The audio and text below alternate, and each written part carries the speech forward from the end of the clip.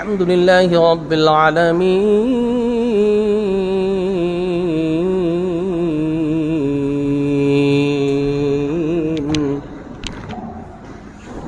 والصلاة والسلام على أفضل الأنبياء والمرسلين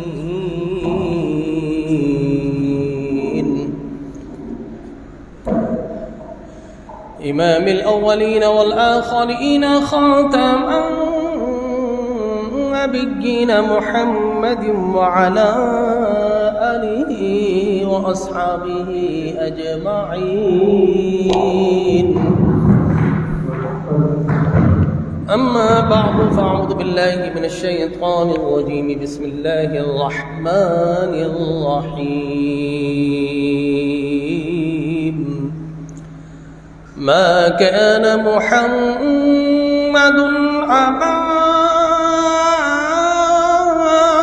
أحد من رجالكم ولكن رسول الله وخاتم النبيين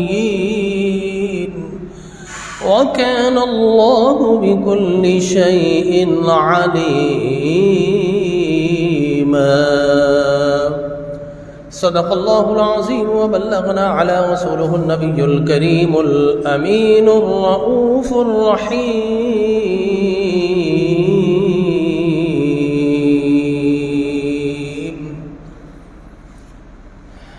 أما بعد گزشتہ 1.5-2 ماہ سے عقیدہ توحید و رسالت کا بیان جاری و ساری ہے، اور آج ذرا موضوع سے تھوڑا سا ہم گو کہ موضوع رسالت ہی ہے، لیکن ظاہر ہے کہ ہم وسیلے کے موضوع پر پہنچے تھے، اور وسیلے کی میں نے 5 اقسام آپ کی خدمت میں بیان کی تھی کہ دین اسلام میں مجموعی طور پر 5 بڑے بڑے وسیلے ہیں جن کو ہم اپنی روزمرہ کی زندگی اور عقیدہ اسلام کے تناظر میں جن پر ہمارا فیتھ ہے، بلیو ہے، عقیدہ ہے، چاہے کوئی اقرار کرے نہ کرے۔ تھوڑا سا نیچے ساؤنڈ، تھوڑا سا نیچے، ہمنگ ہے، تھوڑی ہمنگ کم کر دیں۔ تو ان میں شخصیات کا وسیلہ، اور پھر اعمال کا وسیلہ نمبر 2، نمبر 3 مقامات کا وسیلہ، نمبر 4 اوقات ٹائم ٹیبل کا وسیلہ، اور نمبر 5 اشیاء کا وسیلہ۔ یہ 5 قسم کے اقسام ہیں جن پر ہم شبانہ روز کی عبادات اور سالانہ عبادات بجا لاتے ہیں۔ لیکن آج میں اپنے موضوع سے قدرے جزوی طور پر تھوڑا سا اس سے دور جاتے ہوئے عقیدہ ختم نبوت کو بیان کروں گا، اور یقین جانیے کہ آج ہماری توحید سے لے کر نظام عبادت تک، بلکہ قرآن مجید برہان رشید تک، اگر یہ سارے محفوظ ہیں، ایز اوریجنل ہے، ایز آف ناؤ، آج تک اگر یہ اوریجنل ہے، اپنی اصل شکل میں موجود ہے، تو یقینی طور پر یہ وجہ ہے عقیدہ ختم نبوت محمد مصطفیٰ صلی اللہ علیہ وسلم۔ اسی وجہ سے آج ہمارا دین باقی ہے۔ 7 ستمبر جو گزرا کل، وہ یوم ختم نبوت تھا۔ اب آپ میں سے کس کس کو معلوم تھا کہ کل یوم ختم نبوت تھا؟ بتائیے۔ ماشاء اللہ آپ کو معلوم ہے، آپ کا مبارک ہو، ہم میں سے کسی کو معلوم نہیں۔ ہمارے کالجز، ہمارے اسکولز، ہماری تقاریب، ہمارا پرنٹ اور الیکٹرانک میڈیا، یہ کوئی نہیں بتاتا کہ 7 ستمبر کی اہمیت کیا ہے۔ 7 ستمبر دراصل بر صغیر میں دین اسلام کی بقا اور تجدید کا دن تھا۔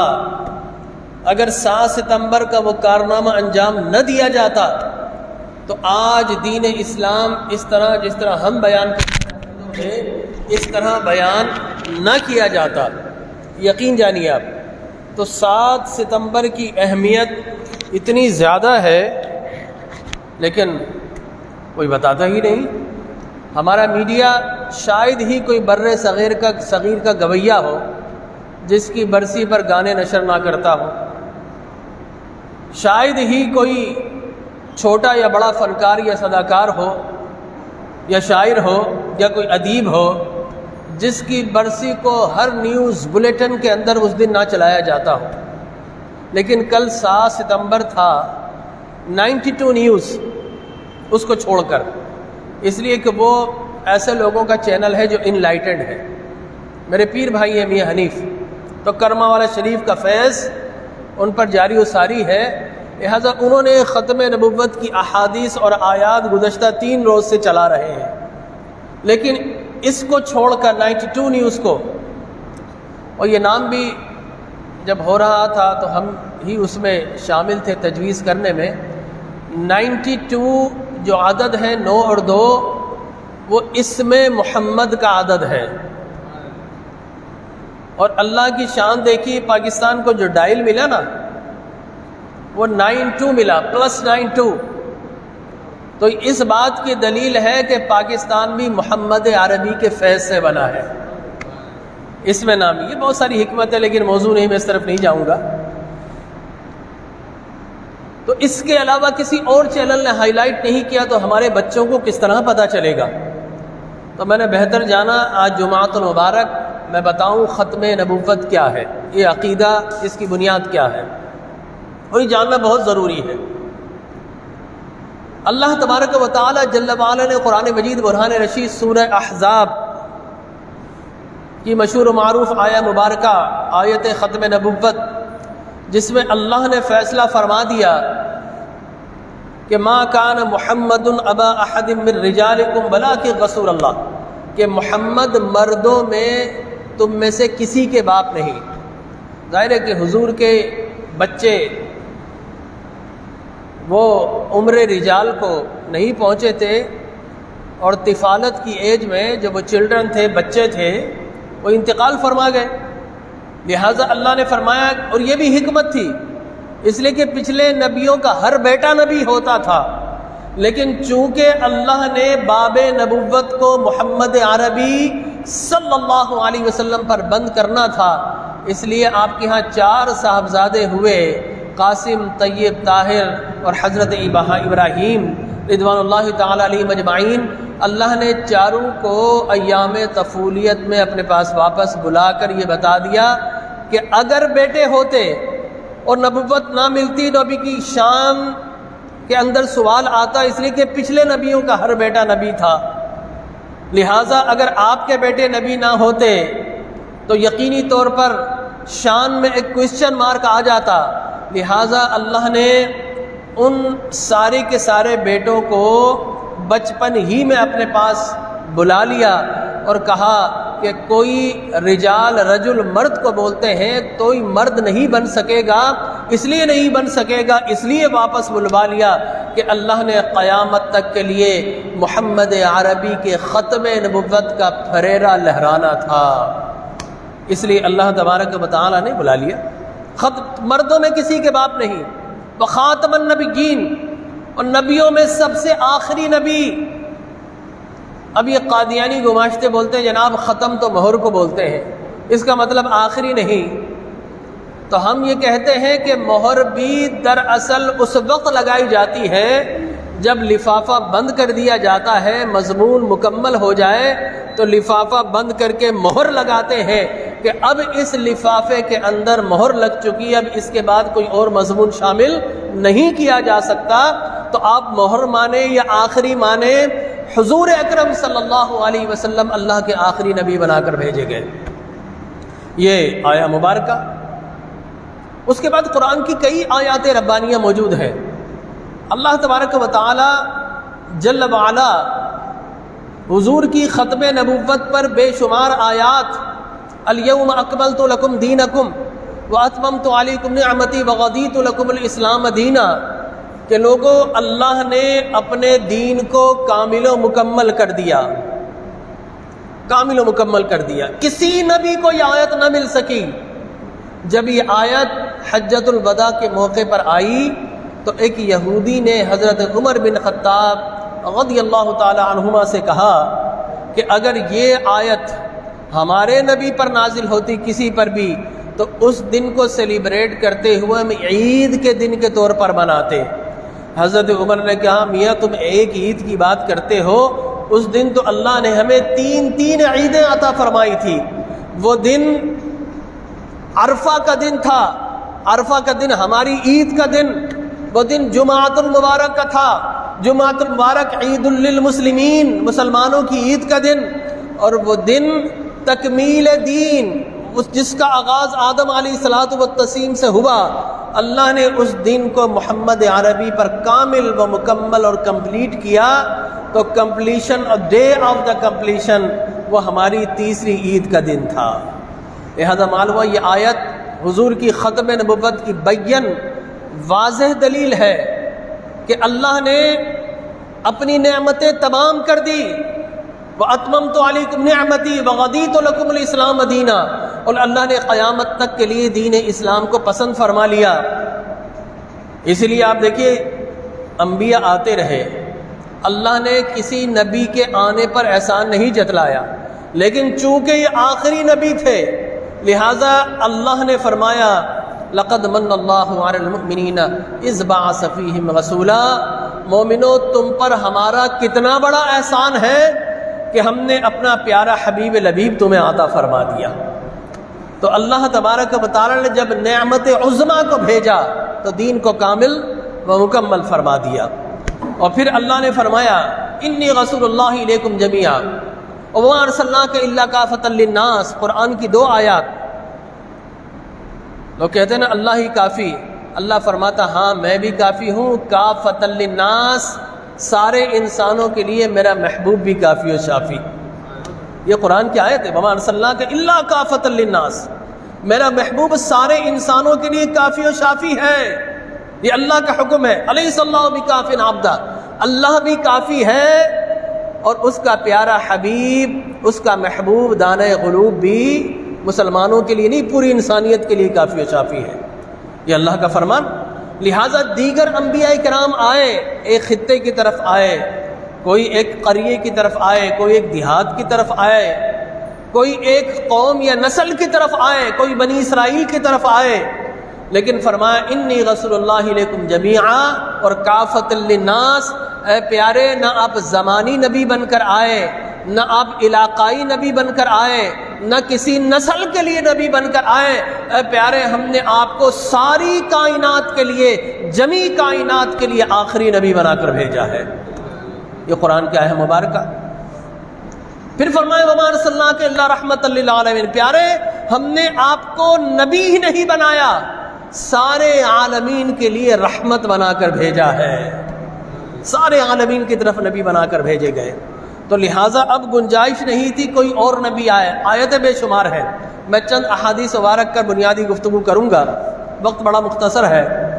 حضور اکرم تاجدار کائنات صلی اللہ علیہ وسلم، بخاری کی حدیث مبارک، آپ نے فرمایا لوگوں ایک بہت خوبصورت محل ہے، ایک بہت خوبصورت عمارت ہے، لوگ گھوم پھر کے اس عمارت کو دیکھتے ہیں اور کہتے ہیں عمارت بڑی اچھی ہے، بڑی خوبصورت ہے، بڑی حسین و جمیل ہے، لیکن اس کے اندر ایک اینٹ خالی چھوڑ دی گئی۔ دیکھنے والے دیکھتے ہیں عمارت کامل ہے، کمپلیٹ ہے، فائنل ہے، لیکن ایک اینٹ چھوڑ دی گئی. کیوں چھوڑ دی گئی؟ سرکار نے فرمایا کہ لوگوں، وہ عمارت، وہ محل، وہ قصر نبوت تھا، نبیوں کا محل تھا. ہر نبی کی ایک اینٹ لگی تھی، ایک اینٹ کی کمی رہ گئی تھی، لہٰذا وہ آخری اینٹ میں ہوں. میرے آنے کے بعد اللہ نے نبوت کے محل کو کامل و مکمل فرما دیا ہے. تو محل نبوت، قصر نبوت کامل ہو گیا. حضور نے فرمایا انا سددت موضعا للنبیّ وَأَنَا خَاتَمُ النَّبِيِّينَ لَا نَبِيَّ بَعْدِي. وہ اینٹ، آخری اینٹ میں ہوں. اب میں آ گیا ہوں تو عمارت مکمل. اب اگر کوئی نبوت کا دعویٰ کرے گا، ایک اینٹ نکالے گا، اس اینٹ کی جگہ اپنے آپ کو رکھے گا. اور میں نو اینٹ آخری میں تھا. اب قصر نبوت کمپلیٹ ہو چکا، نبوت کا محل مکمل ہو چکا. لہٰذا اب گنجائش ہی نہیں رہی ہے کسی اینٹ کے لگانے کی. تو لا محالہ اگر کوئی اینٹ لگانا چاہے تو ایک اینٹ کو نکالنا پڑے گا، اور کوئی بھی ایک نبی کو کم کرے تو وہ دائرہ اسلام سے خارج ہو جاتا ہے. لہذا فرمایا کہ اب قصر نبوت مکمل ہو چکا، میرے بعد کوئی نبی نہیں. انا العاقب، میں آخری ہوں. والعاقب الذی لیس بعدہ نبیّ. اور سنو، عاقب یا آخری وہ ہوتا ہے جس کے بعد کوئی نبی نہیں آ سکتا. لہذا سرکار دو عالم صلی اللہ علیہ وسلم نے بے شمار احادیث مبارکہ ہیں. بہت سارے لوگوں نے 2 اربعین لکھی ختم نبوت کی احادیث پر. پھر سرکار نے فرمایا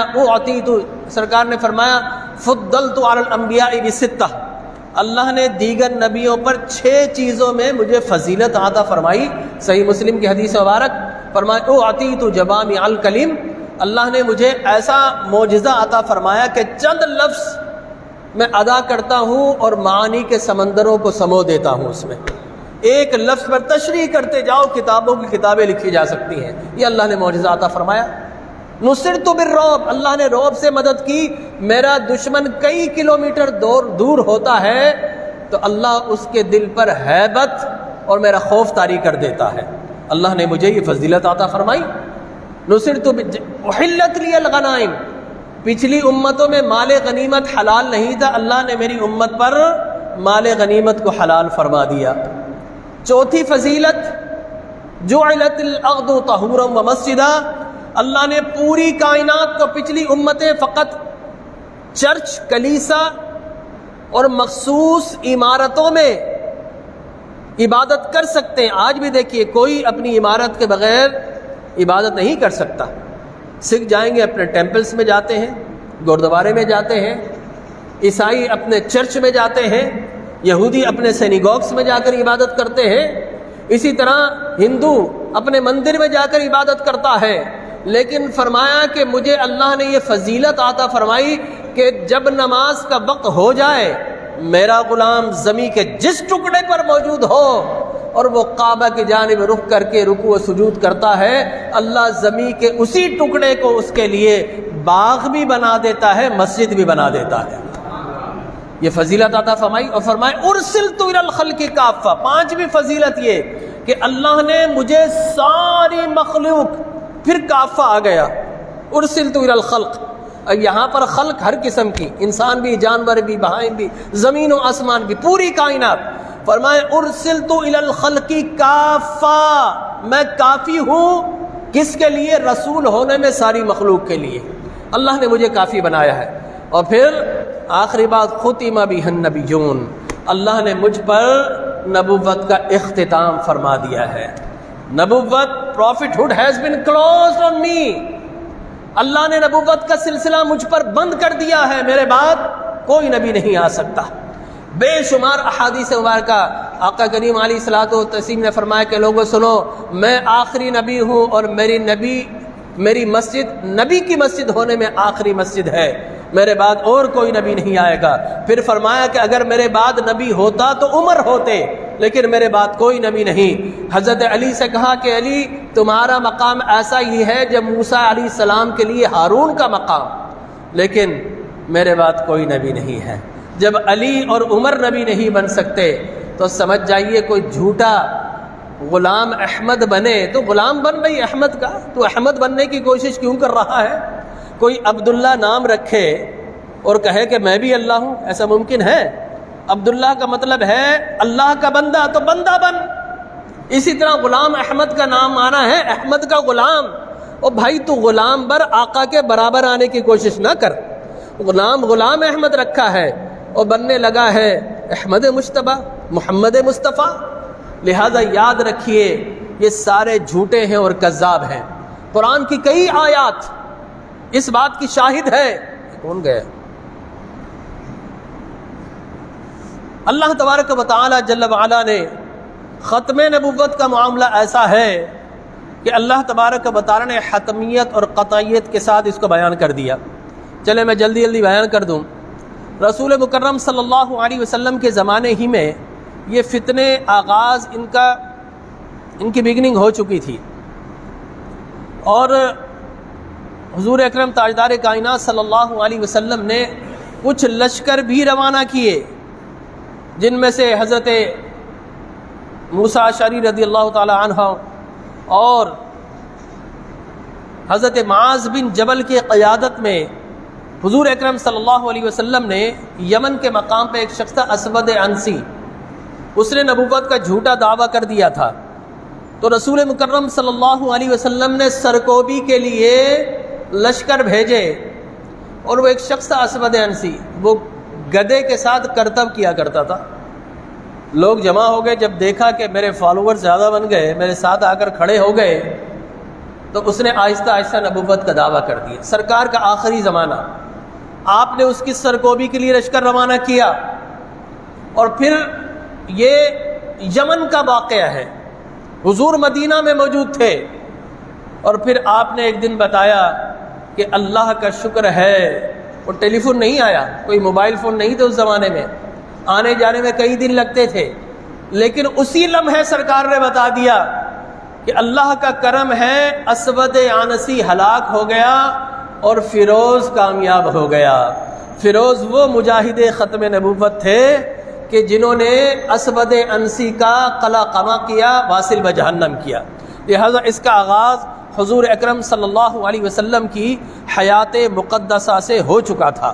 اس کے بعد صاحب حضرت ابو بکر صدیق رضی اللہ تعالی عنہ کا دور خلافت آیا، حضور یہ فرما گئے تھے کہ پہلے کوئی نبی جاتا تھا تو اس کے دین کی تجدید کے لیے، اوتھینٹسٹی کے لیے، اس کو امپوز کرنے کے لیے، نافذ کرنے کے لیے کوئی دوسرا نبی آتا تھا، لیکن فرمایا کہ میرے بعد کوئی نبی نہیں، میرے بعد خلیفہ آئیں گے، نبی کوئی نہیں آئے گا، سرکار نے فرمایا۔ لہذا پہلے خلیفہ صادق، خلیفۃ الرسول حضرت ابو بکر صدیق رضی اللہ تعالیٰ عنہ جلوہ افروز ہوئے۔ فتنوں کا دور تھا، بے شمار فتنے سرگرم ہوئے، اور عالم یہ تھا کہ بدر کے بعد یہ کنسنسس تھا، یہ اتفاق تھا کہ بدری صحابہ کی بڑی شان ہے، اب کوئی بدر والا صحابی اب کسی غزوہ کے لیے نہیں جائے گا۔ جی یہ اعلان کر دیا گیا۔ لہذا ہوا یہ کہ مسیلمہ کذاب، اسود عنسی کے فالوورز اور ایک عورت سجاح، یہ سارے کے سارے یمامہ کے مقام پر جمع ہو گئے، یکجا ہو گئے، اور مسیلمہ کذاب بالاتفاق ان کا نبی، لیکن جھوٹا نبی بن بیٹھا، کذاب۔ حضرت ابو بکر صدیق رضی اللہ تعالیٰ عنہ نے کہا کہ اگر یہ اسی طرح پنپتا رہا، پھیلتا رہا، تو خوف ہے کہ کہیں دین اسلام ہم سے نہ اٹھ جائے۔ لہٰذا آپ نے لشکر تیار کیا، آپ کا بدری غیر بدری سارے صحابہ جائیں گے۔ 1000 کے قریب وہ صحابہ تھے جو حفاظ قرآن تھے، اور دیگر فقیہ صحابہ، سب کو بھیجا گیا، سارے صحابہ گئے۔ 13,000 کا لشکر وہاں، 65 سے 70,000 کا لشکر، اور سورہ احزاب کے اندر جس شدید جنگ کی اطلاع دی گئی، مفسرین کا اتفاق ہے کہ یہ جنگ یمامہ ہے، جس میں اللہ تبارک و تعالی انا فتحنا لک فتحا مبینا کہہ کر کہا کہ اللہ نے آپ کو کھلی فتح عطا فرما دی۔ بیشتر مفسرین کا اجماع ہے کہ سورہ احزاب یہ اسی پر نازل ہوئی ہے۔ انا فتحنا لک فتحا مبینا، سورہ فتح، سورہ فتح اسی پر نازل ہوئی ہے، لہذا یہ 13,000 کا لشکر گیا اور وہاں پر جا کر مسیلمہ کذاب کو واصل بجہنم کیا، لیکن معاملہ یہ تھا ایک کے بعد دوسرا کمانڈر، دوسرے کے بعد تیسرا کمانڈر، حضرت عبیدہ بن جراح پیچھے ریٹریٹ ہو گئے، وہ ایمبوش کرتے تھے، چھپ کر حملہ کرتے تھے، مسلمان سرنڈر ہو رہے تھے، خالد بن ولید کو بھیجا کمانڈر ان چیف بنا کر، وہ گئے لیکن بار بار پسپا ہو رہے ہیں۔ معاملہ کیا تھا؟ حضرت صدیق اکبر رضی اللہ تعالیٰ عنہ کو he wrote a letter، ایک خط لکھا کہ معاملہ یہ ہے کہ صاحب وہاں سے بھی اللہ اکبر کبیرہ، یہ جو ہم لگاتے ہیں نا ایک شخص سے نعرہ تکبیر، دوسرے بولتے ہیں اللہ اکبر، یہ بدعت ہے، بس یہ نیا کام ہے لیکن اچھا ہے۔ پہلے سارے کے سارے یکجا ہو کر لگاتے تھے اللہ اکبر کبیرہ، اللہ اکبر کبیرہ، ایک ساتھ لگاتے تھے، لیکن وقت کے ساتھ ساتھ ایک نعرہ لگاتا دوسرے جواب دیتے ہیں، ٹھیک ہے کوئی مذائقہ نہیں۔ تو کہاں کہ ہماری تلوار ان پر نہیں چل رہی، کیوں؟ اس لیے کہ وہ بھی اللہ اکبر کبیرہ کے نعرے لگا رہے ہیں، ہم بھی اللہ اکبر کبیرہ کے نعرے لگا رہے ہیں، تو اے امیر المومنین ہماری تلواریں نہیں چل رہے، وی آر کنٹینیوسلی ریٹریٹنگ، ہم مستقل پیچھے ہٹ رہے ہیں۔ تو صدیق اکبر رضی اللہ تعالیٰ عنہ نے بھیجا لکھ کر جواب کہ میاں توحید کا تو جھگڑا نہیں، وہ بھی توحید کو مانتے ہیں، ہم بھی توحید کو مانتے ہیں، جھگڑا تو نبوت کا ہے، اس لیے کہ توحید کا پلر بھی، توحید کی عمارت بھی نبوت کے پلر پر کھڑی ہے، اگر نبوت کا پلر گر گیا تو دنیا میں توحید کا پرچم لہرانے والا کوئی باقی نہیں رہے گا، لہذا توحید بھی نبوت پر باقی ہے، لیکن وہاں پر جھگڑا توحید کا نہیں تھا، جھگڑا تھا نبوت کا، دوسرا جھوٹا نبی آ گیا، لہذا فرمایا کہ اگر وہ اللہ اکبر کبیرہ کے نعرے لگا رہے ہیں تو آپ نے لکھا کہ اے نبی کے غلاموں تم جواب کے اندر محمد النبیہ، محمد النبیہ کے نعرے لگانا، لہٰذا تم یہ بتانا کہ توحید والا تو بھی میں بھی، لیکن سن تو نبی کا محمد کا گستاخ ہے، ناموس رسالت کا گستاخ ہے، اور محمد عربی صلی اللہ علیہ وسلم کی غلامی کا پرچہ اللہ نے ہمیں عطا فرمایا ہے، لہٰذا وہ جب محمد النبیہ کے نعرے لگائے گئے کہ محمد ہی نبی ہے، تو نتیجہ کیا نکلا؟ یمامہ کی جنگ، وہ 13,000 مجاہدین 65,000 کے مقابلے میں ایک طرف سے نعرہ توحید، نعرہ تکبیر لگ رہا تھا، دوسری طرف سے نعرہ رسالت لگ رہا تھا، توحید کے نعرے لگانے والے جھوٹے تھے، رسالت کے نعرے لگانے والے سچے تھے، تو اللہ تبارک و تعالی نے نعرہ رسالت کے صدقے میں یمامہ کے مقام پر ختم نبوت کے مجاہدین کو عظیم الشان فتح و نصرت عطا فرما دی۔ یہ مسلمانوں کا پہلا اجماع تھا۔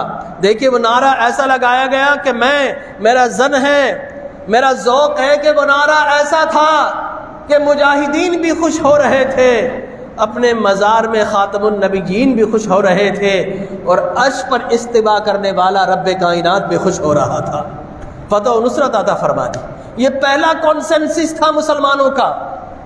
اب صاحب اس کے بعد جھوٹے نبوت آتے رہے، کئی حضور کی یہ بھی حدیث ہے کہ میرے بعد 30 کذاب آئیں گے، جھوٹے نبوت کے دعوے دار، وہ آتے رہے، اور مسلم حکمران، یہ پاکستان میں کوئی پہلا انوکھا واقعہ نہیں ہوا تھا، بے شمار، یہ بھی میرے پاس تاریخ لکھی لیکن وقت نہیں ہے، آئے واصل بجہنم کیا گیا، اور اس کے بعد پاکستان کے اندر 54-55 کے اندر تحریک کا آغاز ہوا۔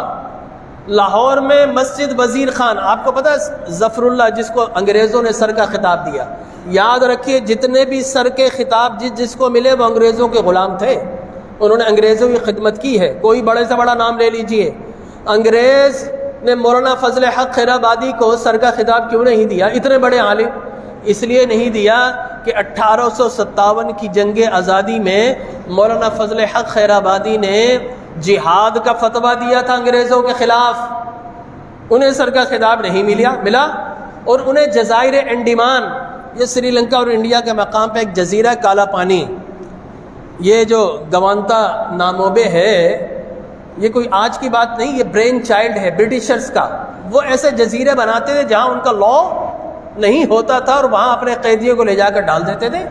تو مولانا فضل حق خیر آبادی اور کئی علماء اہل سنت کو، اور یہ اللہ نے یہ فخر اہل سنت ہی کو عطا فرمایا، یقین جانیے پوری ہسٹری پڑھ لیجیے جا کر ختم نبوت کی. صدیق اکبر رضی اللہ تعالی عنہ سے لے کر ان کی 29ویں پشت میں جناب شاہ احمد نورانی صدیقی نور اللہ مرقدہ تک اللہ تبارک و تعالی نے یہ جو فخر عطا فرمایا، خدمت عطا فرمائی، یا تو صدیق اکبر کو عطا فرمائی یا ان کی اولاد کو عطا فرمائی. صدیق اکبر بھی اہل سنت تھے، امام شاہ احمد نورانی بھی اہل سنت تھے. ٹھیک ہے نا، کہہ دیجئے سبحان اللہ. تو الحمدللہ یہ ہوا. مسجد وزیر خان سے صوفی عبدالستار خان نیازی صاحب اور ابو الحسنات قادری صاحب نکلتے تھے، گولیاں ماری جاتی تھی، لیکن الحمدللہ مسلمان نکلتے تھے. وہ تحریک چلی، پھر دبا دی گئی. مارشاء اللہ کا دور آ گیا، ایوب خان کا، دبا دی گئی. لیکن صاحب مئی کا مہینہ 1974 نشتر میڈیکل کالج کے کچھ اسٹوڈنٹس پشاور کی جانب جا رہے تھے سیر و تفریح کے لیے. جب ربوہ کے مقام سے گزرے تو وہاں پر انہیں قادیانیوں نے لٹریچر دیا، غلام احمد کا جھوٹا لٹریچر. تو وہ مسلمان اسٹوڈنٹس انہوں نے ختم نبوت کے نعرے لگائے. قادیانی بہت غصے میں آئے اور انہوں نے ریکی کی، یہ اسٹوڈنٹس واپس کب آئیں گے، ادھر ہی سے گزریں گے. جب واپسی پہ ادھر سے گزرے، اس لیے کہ ظفر اللہ جیسے قادیانیوں کے ایجنٹ پاکستان کا پہلا وزیر خارجہ بنا. یہ جو کشمیر آپ لوگ اسٹڈی نہیں کرتے نا، ہمارا نوجوان پڑھتا نہیں. یہ کشمیر جو ریڈ کلف کا معاہدہ تھا، یہ ظفر اللہ قادیانی خبیث، اس نے جا کر ایسٹ پنجاب ان کو انڈینز کو دیا، ہندوؤں کو دیا، معاہدے میں لکھ کر آ گیا تاکہ کشمیر جانے کے لیے ہندوؤں کو، ہندوستان کو کوریڈور مل سکے. اور یہی وہ شخص تھا ظفر اللہ. ظاہر ہے اس وقت تک کافر قرار نہیں دیے گئے تھے، قائد اعظم کا جنازہ نہیں پڑھا تھا اس نے کہا اگر یہ مسلمان ہے تو میں کافر، میں کیسے پڑھوں، اور میں مسلمان ہوں تو قائد اعظم کافر، ایک مسلمان کافر کا جنازہ کیوں پڑھے. تو ایسے لوگ شامل تھے، لہذا ریکی ہوئی. اور جب اسٹوڈنٹ واپس وہاں پر پہنچے تو انہیں زد و کوب کیا کہ ہڈیاں توڑ دی گئی، ان کو مارا پیٹا گیا. اس کے بعد تحریک کا آغاز ہوا. مولانا شاہ احمد نورانی on that time he was in the England، وہ انگلینڈ میں تھے. وہاں سے رابطہ عالم اسلامی مکہ اور مدینہ آئے اور علماء کرام کو جمع کیا، اور وہاں پر جا کر باقاعدہ مسلمان کی تعریف اور ختم نبوت کے معاملات کے اندر قرارداد پیشی کی گئی. پاکستان آئے تو اس زمانے میں جمعیت علماء پاکستان کے 8 MNA تھے. مولانا شاہ احمد نورانی رحمۃ اللہ تعالی علیہ نے ذوالفقار علی بھٹو کے مقابلے میں وزیر اعظم کا الیکشن لڑا تھا، لیڈر آف اپوزیشن تھے. لہٰذا ادھر آتے ہی انہوں نے سارے علماء کرام کو جمع کیا، اور جمع کرنے کے بعد کہا کہ اب وقت آ گیا، it is a high time to do something. اب ہمیں قادیانیوں کو نان مسلم ڈکلیئر کرنا ہے. لہذا سب کو جمع کیا. قرارداد مولانا نورانی رحمۃ اللہ تعالی علیہ was the mover of that resolution. انہوں نے ریزولوشن دی. پہلا نام مولانا شاہ احمد نورانی کا تھا. میں ان لوگوں کی طرح کوئی تحریف نہیں کروں گا. وہاں پر تو دیا تھا پہلا نام مفتی محمود صاحب. نو سر، اب تو اسمبلی کے منٹس آ چکے ہیں. ان کیمرہ سیشن تھا وہ. ان کیمرہ مانا کلور ڈورز، دروازوں کو بند کر کے. لیکن اب پورے نیٹ کے اوپر پوری اسمبلی کے منٹس موجود ہیں. پہلے ریزولیشن دی مولانا نورانی رحمۃ اللہ تعالی علیہ نے، پہلا سائن ان کا. اس کے بعد مفتی محمود صاحب، علامہ عبد المصطفیٰ ازہری صاحب اس کے اندر موجود تھے. اس کے اندر جناب محمد علی رضوی صاحب موجود تھے. سارے اہل سنت کے بڑے بڑے اکابر ان کے اندر موجود تھے. اور میں کہوں گا ہاں مفتی صاحب بھی مفتی محمود صاحب بھی موجود تھے، اور دیگر ایک دو. لیکن 2 جمعیت علماء اسلام فضل الرحمان کی پارٹی کے 2 لوگوں نے سائن نہیں کیا تھا، وہ دونوں مولوی تھے. 22 لوگ انہوں نے قرارداد پیش کی. اور قرارداد پیش کرنے کے بعد بھٹو نے کہا کہ یہ مولویوں نے کیا دھندا شروع کر دیا.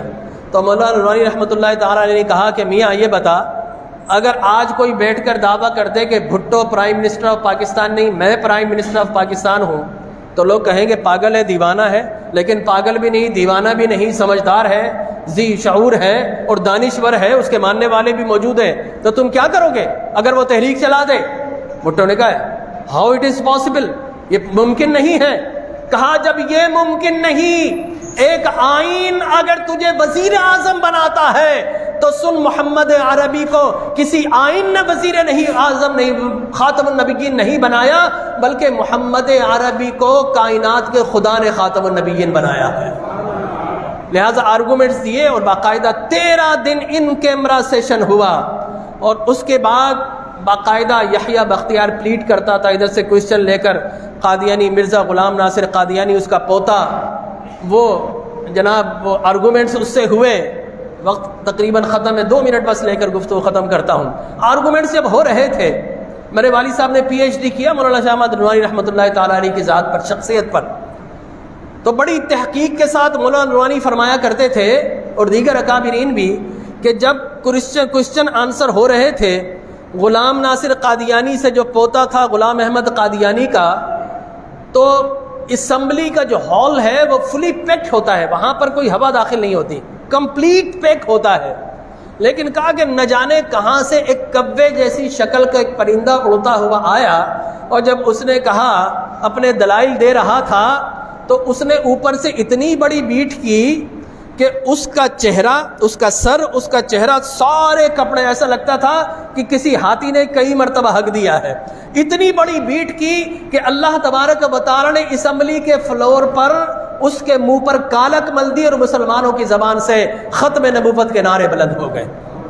اور پھر پروسیس آگے بڑھا تو غلام ناصر قادیانی نے کہا کہ صاحب دیکھیے، تحذیر الناس کی ایک عبارت، اس میں لکھا ہوا آپ کے مولوی نے، ہمارا مولوی نہیں تھا، ادھر کا تھا، مفتی محمود صاحب کا، قاسم نانوتوی، آج بھی کتاب موجود ہے، کہ حضور آخری نبی ہوئے تو پھر بھی کوئی نبی آ جائے تو حضور خاتم النبیین ہی رہویں گے۔ یہ خیالی فرضی یہ نبی کی عبارت موجود تھی، وہ انہوں نے پیش کی۔ مولانا نورانی رحمۃ اللہ تعالی علیہ مفتی محمود سے کہا، آپ بتاؤ اب میں کیا جواب دوں؟ کہا کہ مولانا جان چھوڑائیے۔ تو فلور پر کھڑے ہو کر مولانا نورانی رحمۃ اللہ تعالی علیہ نے تحذیر الناس کا حوالہ جب پیش کیا گیا تو مولانا نے کہا کہ میاں میں تجھے بھی کافر مانتا ہوں اور تحذیر الناس لکھنے والے کو بھی کافر مانتا ہوں، اور یہ فیصلہ احمد رضا خان صاحب پہلے کر گئے تھے حسام الحرمین لکھ کر، انہی عبارتوں کی وجہ سے یہ علیحدہ فرقہ بنا تھا، انہی عبارتوں کی وجہ سے۔ لہذا آخر کے اندر جب کہا گیا، اس نے کہا کہ صاحب دیکھیے حضور کی حدیث ہے کہ جو کسی کو کافر سمجھے وہ بھی کافر۔ فرمایا ہاں ہم تو مانتے ہیں اس حدیث کو۔ تو پھر اس کی کتاب کے حوالے پیش کیے گئے، ٹھیک ہے نا، اور حوالے پیش کر کے بتایا گیا کہ صاحب یہ بتاؤ کہ کیا تمہاری کتاب میں نہیں لکھا، کیا تمہاری کتاب کے اندر یہ نہیں لکھا ہوا ہے؟ کتاب کا نام ہے تذکرہ، پیش کی، جو ان کے بقول وحی پر مشتمل کتاب ہے تذکرہ، غلام احمد قادیانی کی لعین الدنیا والآخرہ۔ کیا تمہاری کتاب میں نہیں لکھا کہ جو مرزے کو نہ مانے وہ جہنمی اور کافر؟ تو اس کو ماننا پڑا، کتاب پیش کر دی، لکھا ہوا ہے۔ کہا تم ابھی کہہ رہے تھے جو مسلمان کو کافر سمجھے وہ کافر، یہ تم نے بھی لکھا ہوا ہے کہ جو قادیانی مرزے کو نہ مانے وہ کافر۔ اس کے بعد اور کئی روایات تھی جو پیش کی گئی، اس کا رد کیا گیا، 13 دن تک پروسیڈنگز چلی۔ اس کے بعد آخر کے اندر ایک کتاب ایسی پیش کی گئی جس میں لکھا تھا مرزے نے اور اس کے درمیانی مجلے بیٹے نے کہ جو غلام احمد قادیانی کو اپنا نبی نہ مانے وہ کسی عام عورت سے نہیں، وہ کسی فاحشہ کی اولاد ہے۔ فاحشہ آپ کو پتہ ہے کس کو ہوتا ہے؟ رنڈی کو، ٹھیک ہے نا، وہ اس کی اولاد ہے، یہ لفظ لکھا تھا رنڈی، وہ اس فاحشہ کی اولاد ہے۔ تو سارے کے سارا اسمبلی سناٹے میں آ گیا کہ بھائی ٹھیک ہے ہم لبرل ہیں، ہم تجھے نہیں مانتے، تو کیا تو ہماری ماں کو فاحشہ کہے گا؟ یہ کہا گیا اور سارے دلائل دی۔ اس نے کہا کہ ایک محمد مکے میں آیا، ایک محمد اب قادیان میں آ گیا، اور یہ محمد پہلے محمد سے بھی کامل بن کر آیا ہے۔ لہذا اپنے آپ کو جب یہ ساری عبارتیں پیش کی گئی تو پھر بالاتفاق تو عن کرہن ان لبرلز کو یہ ڈکلیئر کرنا پڑا کہ محمد عربی صلی اللہ علیہ وسلم اللہ کے آخری نبی ہیں اور محمد کے بعد کوئی اور نبی نہیں آ سکتا۔ تو اسمبلی کے اندر قادیانی کو کافر قرار دیا گیا۔ مولانا عبدالستار خان نیازی بتایا کرتے تھے کہ کہ مولانا کے پاس اس زمانے کے 2 کروڑ کے بیگ بھر کر لا گئے، مولانا اپنی تحریک سے پیچھے ہٹ جاؤ، اس میں سے لاہوری اور احمدی کا لفظ ہٹا دو، قادیانی ٹھیک ہے ہٹا دو، ہم آپ کو پیسے کے پیش کرتے ہیں۔ لیکن مولانا نورانی نے کہا کیا خریدنے آئے ہو؟ کہا بس یہ لے لیجئے۔ کہا کہ میں تو پہلے ہی بک چکا ہوں، میرا سودا تو پہلے ہی بازار محمد مصطفیٰ میں ہو چکا ہے، لہٰذا اب تم مجھے کیا خریدو گے؟ تو وہ ہمارے اکابرین تھے، مولانا نورانی رحمۃ اللہ تعالی علیہ، he was the mover of that resolution, انہوں نے وہ ریزولوشن پاس کی۔ آج بڑے لوگ کریڈٹ لینے کی کوشش کرتے ہیں، جھوٹی کتابیں لکھتے ہیں، اسمبلی کے منٹس جائیے گوگل پر سرچ کیجئے، موجود ہے۔ ٹاپ آف دا لسٹ مولانا شاہ احمد نورانی رحمۃ اللہ تعالی علیہ تھے، لہٰذا اللہ تبارک و تعالی نے ختم نبوت کا پھریرا لہرا دیا۔ اور آخری بات 2-3 منٹ اور لوں گا، میں 2010 کے اندر امریکہ گیا تو وہاں پر انہوں نے میں کہا Qadiani are also human, please behave like the other Muslims, ان کے ساتھ نرمی کا رویہ رکھو، یہ اقلیت ہے۔ میں نے اس زمانے میں پاس $1 کا نوٹ تھا، میں نے نکالا، میں نے کہا کہ $1 کا نوٹ ہے، do you please allow me to publish a note like a dollar, same like a replica of this dollar, کہ کیا آپ مجھے اجازت دیں گے کہ میں اسی ڈالر کو چھاپ لوں؟ اس نے کہا ہاؤ از اٹ پاسبل، یہ کس طرح ممکن ہے، یہ تو کاپی رائٹس امریکہ کے پاس ہے، ڈالر کوئی نہیں چھاپ سکتا۔ میں نے کہا اگر کوئی چھاپ لے بالکل ایسا تو کیا کرو گے؟ کہا کہ اسے جیل میں ڈالیں گے۔ کہا پھر بھی باز نہ آئے تو کیا کریں؟ کہا ہینگ کر دیں گے، پھانسی چڑھا دیں گے، اس لیے کہ ہمارے ڈالر میں نقلی ڈالر آئے گا، اصلی ڈالر کو کھا جائے گا، لہٰذا دنیا میں کوئی الاؤ نہیں کرے گا کہ اپنی ملک کی کرنسی کا ایک چھوٹا نوٹ بھی کوئی دوسرا چھاپے۔ میں نے کہا تو نوٹ دوسرا نہیں چھاپنے دیتا کہ تیرے اصل نوٹ کو کھا جائے گا؟ ارے میرے محمد تو اصلی نبی ہے، آخری نبی ہے، اب جھوٹا کوئی نبی آ کر محمد کی جگہ نہیں لے سکتا ہے۔ میں نے کہا تم نوٹ چھاپنے والے کو جیل میں بند کرتے ہو، ہم جھوٹے نبی کے دعوے دار کو جیل میں بند کرتے ہیں، اور تم نے کہا پھانسی چڑھا دیں گے۔ ہماری انسانیت ہے کہ ہم پھانسی نہیں چڑھاتے۔ خدا کی قسم ہونا تو یہی چاہیے کہ سارے قادیانیوں کو حکومت کا کام ہے کہ پھانسی چڑھائے، مرتد ہے، واجب القتل ہے، لیکن آج فتنے چھوڑے جاتے ہیں۔ تو 7 ستمبر 1974 یوم ختم نبوت ڈکلیئر کیا گیا۔ بھٹو صاحب کا کوئی ارادہ نہیں تھا قادیانیوں کو کافر قرار دینے کا، لیکن تو ان کرہن جو سائن کیا، شاید وہی سائن اس کی بخشش و مغفرت کا سبب بن جائے۔ لیکن میں آج مجھ سے ہاتھ کھڑا کر کے وعدہ کیجئے کہ جب بھی 7 ستمبر آئے گا، مسلمانوں تم یوم ختم نبوت مناؤ گے؟ جو نبی کو آخری نبی سمجھتا ہاتھ کھڑا رکھے۔ جب بھی 7 ستمبر آئے گا یوم ختم نبوت مناؤ گے؟ اپنے بچوں کو بتاؤ گے؟ یہ اسلام کی ہسٹری بتاؤ گے؟ اللہ تبارک و تعالی آپ سب پر اپنا رحم و کرم نازل فرمائے۔